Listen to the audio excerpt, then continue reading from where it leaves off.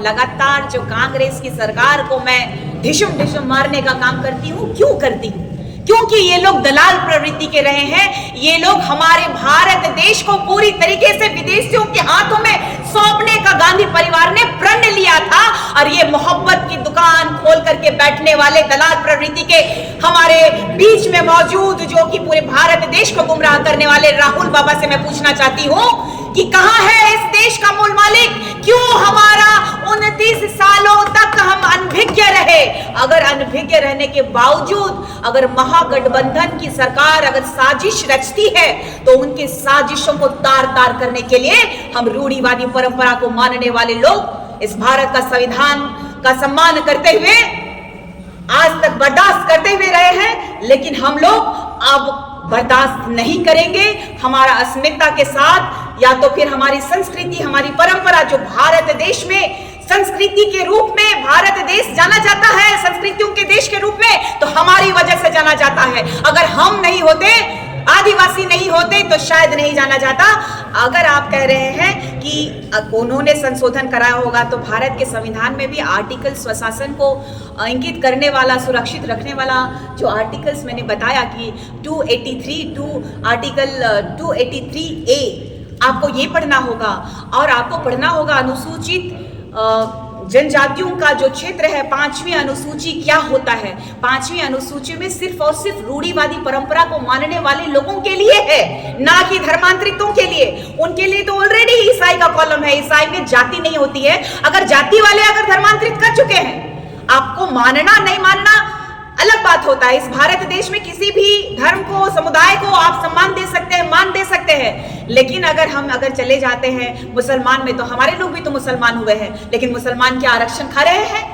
क्या हिंदू बने हैं हमारे लोग? तो हिंदू खा रहे हैं। इस भारत के संविधान में हमें सनातनियों के आधार पे सबसे लो कैटेगरी में आरक्षण दिया जाता है, गरीब कह के दिया जाता है। इन मंदबुद्धियों को बताना होगा कि भारत का संविधान बढ़िया से पढ़िए।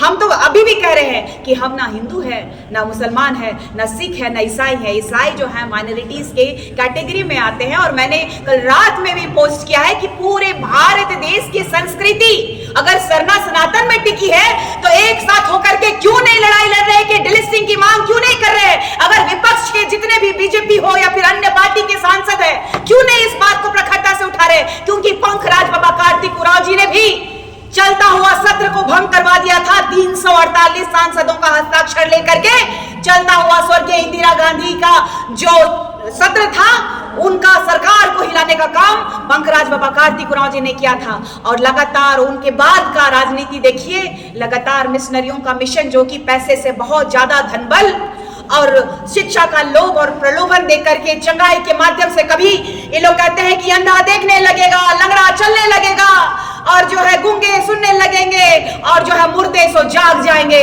तो इन लोगों को बैठा देना चाहिए हर एक अस्पताल के बाहर, या फिर जहां जहां लाशें जा रही हैं, सारे कब्रिस्तान कहिए या तो फिर शमशान घाट कहिए, वहां बैठा देना चाहिए इन लोगों को, और वहां चंगाई करवाना चाहिए। और कातिम की पता चल जाएगी लोगों को। इन लोगों ने गुमराह करते हुए पूरे भारत देश में अंधविश्वास फैलाने का काम ये मिशनरियों के मिशन के माध्यम से पूरे भारत में कब्जा करने के लिए इन लोगों के द्वारा फैलाया गया है।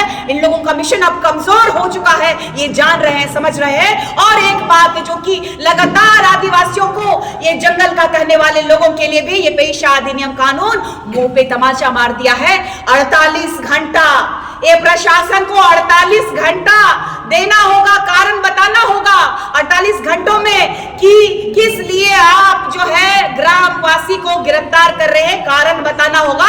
तभी ग्राम से आप उनकी गिरफ्तारी कर सकते हैं। ये भी हमारे लिए बहुत बड़ा फैसला है। लगातार हमें ये कह दिया जाता था कि हम क्रिमिनल हैं, हम जंगल वाले हैं, हम विकास के विरोधी हैं। तो ये हम ग्राम सभा के माध्यम से कहेंगे कि विकास चाहिए हमको, हम विकास के विरोधी नहीं है। आज भी इस देश का मूल मालिक जो है शिक्षा के लिए वंचित है, स्वच्छ पानी पीने के लिए वंचित है। आपने देखा होगा कि किस तरीके से झारखंड राज्य में महज 19 साल की बेटी जो प्रेग्नेंट होती है, उसको स्वास्थ्य व्यवस्था नहीं मिल पाती है, चिकित्सा व्यवस्था नहीं मिलती है। बहंगा से उसको लेके, गांव से, पहाड़ से लेके आते हैं जहां पे स्वास्थ्य समुदाय केंद्र है, वहां पहुंचते जच्चा और बच्चा दोनों मर जाते हैं। आप देखिएगा वो घटना है गुमला का। गुमला महज 100 किलोमीटर है रांची से। महज 95 से 100 किलोमीटर है। क्या ऐसी मजबूरी है इस सरकार की? अगर उपलब्धि की बात करता है, 25 साल हो गए झारखंड को अलग हुए। उनके पिता भी स्वर्गीय दिशम गुरु जी भी इस झारखंड राज्य के माननीय मुख्यमंत्री के रूप में विराजमान रहे, लेकिन दुर्भाग्य है 25 साल के बाद उनका देहांत होता है तो 10 कर्म करने के लिए उनके बेटे और उनका परिवार जब गांव जाता है तो पूरा देश देखा कि 10 दिनों में वो नेमरा में, उनका गांव का नाम है नेमरा में, वो बिजली लेके आते हैं, सड़कों का निर्माण करवाते हैं। 10 दिन में वो अपना गांव ठीक कर सकते हैं, तो वो 25 सालों में 25 गांवों का जीर्णोद्धार क्यों नहीं किए? ये प्रश्न चिन्ह बनता है। वर्तमान के ठगा सरकार, आदिवासियों को छलने वाला सरकार, आदिवासी बेटा के नाम पे कलंक सरकार को मैं चेतावनी देना चाहती हूं कि आप 25 सालों में 25 गांव आपने डेवलपमेंट नहीं कर पाए। आप देखिए माननीय स्वास्थ्य मंत्री जो कर की आदिवासी अस्मिता को शर्मसार करते हैं।